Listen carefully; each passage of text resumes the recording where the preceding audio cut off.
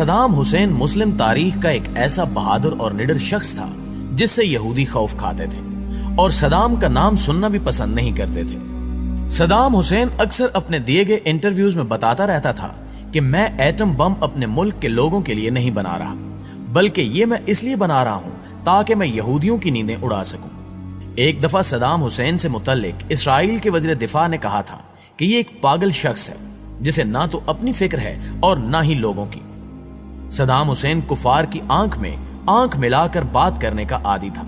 اور جب بھی کوئی یہودی صدام حسین کو سازش کا حصہ بنانا چاہتا تو اسے ہمیشہ ہی منہ کی کھانی پڑتی۔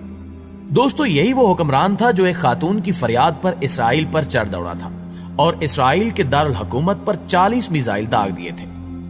ہوا کچھ یوں تھا کہ ایک دفعہ صدام حسین کی لائیو کانفرنس چل رہی تھی کہ اچانک ایک چیختی چلاتی ہوئی عورت اس کے سامنے آ کر کھڑی ہوئی اور صدام حسین کو سخت الفاظ میں مخاطب کرتے ہوئے کہا کہ اسرائیلی فوجیوں نے میری بیٹی کو ریپ کا نشانہ بنا کر قتل کر دیا ہے اور تمہیں یہاں کوئی فکر نہیں ہے، تم عیش و آرام کی زندگی بسر کر رہے ہو اور ادھر ہم پر مظالم کے پہاڑ توڑے جا رہے ہیں۔ اس عورت نے مزید کہا کہ روزانہ ہمارے گھروں سے اسرائیلی فوجی ہم سب کی آنکھوں کے سامنے ہماری بہنوں اور بیٹیوں کو اغوا کر کے لے جاتے ہیں، جن کو بعد میں قتل کر کے پھینک دیا جاتا ہے، اور ہمارے چھوٹے چھوٹے بچوں کو سڑکوں پر گھسیٹ گھسیٹ کر مار دیا جاتا ہے۔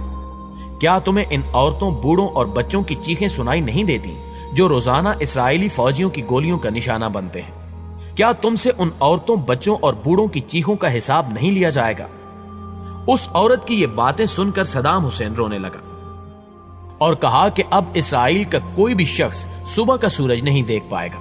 اور جس طرح یہودیوں نے ہماری ماؤں بہنوں کو رلایا ہے، میں اسی طرح ان کی چیخیں نکلواؤں گا اور ان کو تہس نہس کر کے رکھ دوں گا۔ لہٰذا اس کے فوراً بعد صدام حسین وہاں سے اٹھا اور فوجی قیادت کی ایک میٹنگ بلائی جس میں اس نے اسرائیل پر حملہ کرنے کا حکم جاری کر دیا،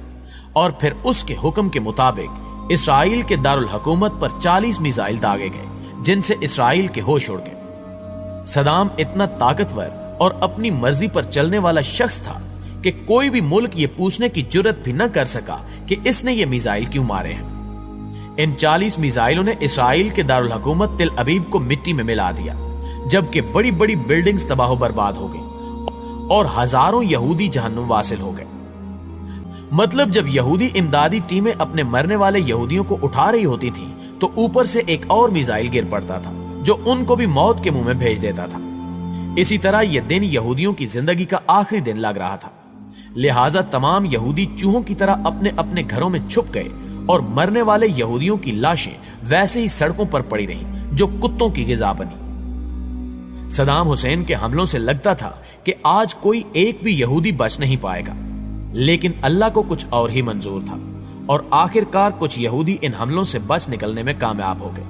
مگر آج بھی یہودی صدام حسین کو ہٹلر ثانی کا نام دیتے ہیں اور صدام کا نام سنتے ہی تھر تھر کانپنے لگتے ہیں۔ ناظرین گرامی، چونکہ اب یہودی اور دیگر کفار جان چکے تھے کہ اب ہم نے عراق کو ظاہری طور پر چھیڑنے کی کوشش کی تو یہ ہماری نسلیں تباہ و برباد کر دیں گے، لہٰذا یہ اندر ہی اندر عراق اور صدام حسین کے خلاف مختلف سازشوں میں مصروف ہو گئے، اور امریکہ اور اس کے اتحادیوں نے اپنے تحفظ کے لیے عراق پر حملے کا ارادہ بنا لیا۔ اس منصوبے کو بین الاقوامی سطح پر درست ثابت کرنے کے لیے ایک بڑا کھیل کھیلا گیا، اور امریکہ، برطانیہ اور ان کے اتحادیوں نے صدر صدام حسین اور عراقی حکومتوں پر بچوں کے اسپتال پر حملہ کرنے کا الزام عائد کر دیا، جس کو ثابت کرنے کے لیے عالمی میڈیا کے بڑے بڑے اداروں کو اربوں ڈالرز کھلائے گئے اور دن رات پراپوگنڈے کی ویڈیوز چلوائی گئیں، اور پھر جب بین الاقوامی سطح پر امریکہ یہ بیانیاں پھیلانے میں کامیاب ہو گیا